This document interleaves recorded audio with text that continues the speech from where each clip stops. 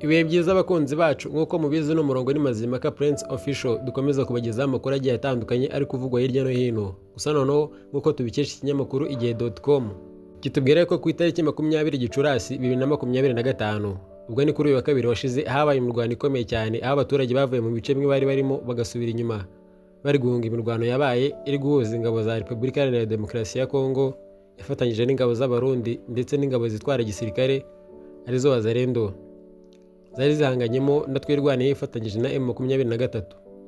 Imirwano yari ikaze cyane iremereye aho yari hanganishije ihuriro ry'ingabo za Repubulika Iharanira Demokarasi ya Kongo ndetse na twirwaneho ifatanyije na M23. Imirwano yatangiye kuva saa 12 z'igitondo cyo kuri uyu wa kabiri ikaba yari n'imibera ahahoze ari kwa Sabune no mu nkengero zawo ahitwa kwa Didasi kuri Nyakirango muri Rugezi.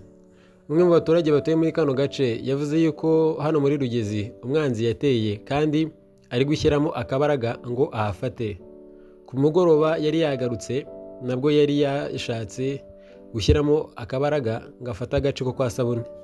Ubuhamya bw'iyi soko bukomeza buvuga yuko kugeza ku mugoroba wo kuri uyu wa kabiri waraye ushize hari hakiri intambara ikomeye cyane ku mpande zombi, ku ruhande rwa Kongo ndetse n'uruhande rwa twirwaneho ifatanyije na M23 cyangwa se M23.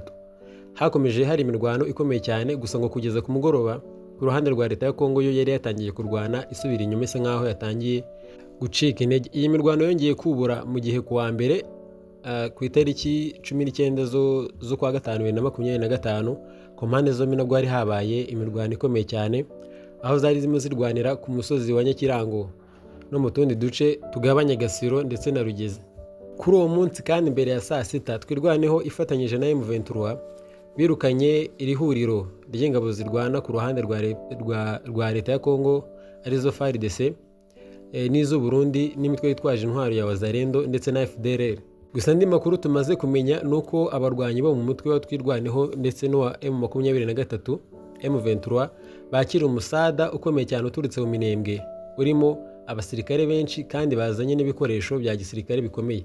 Iyi mirwano ikomeye yongeye kubura mu gihe hari hamaze iminsi bivugwa yuko leta Iharanira Demokarasi ya Kongo n'ingabo zabo nyine birumvikana arizo FARDC yabishaka kwigarurira igice cya Minembwe n'ikibuga cy'indege cyayo ndetse n'icya Mikenke. Ingabo za leta zishaka kurwana cyane kugira ngo zigarurire Minembwe n'ibi bibuga by'indege byose bihari, haba icya Minembwe cyangwa se ikibuga cy'indege kiri mu Mikenke.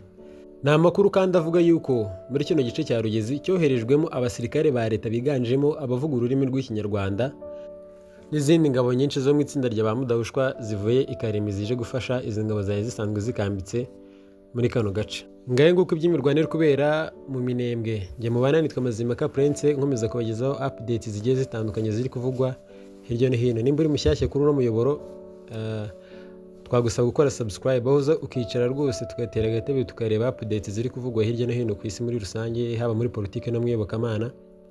Nimba wisanze mushyashya muri uno muryango rwose ntugende udasize ukoze subscribe. Amahoro y'Imana akomeza abane namwe, murakoze.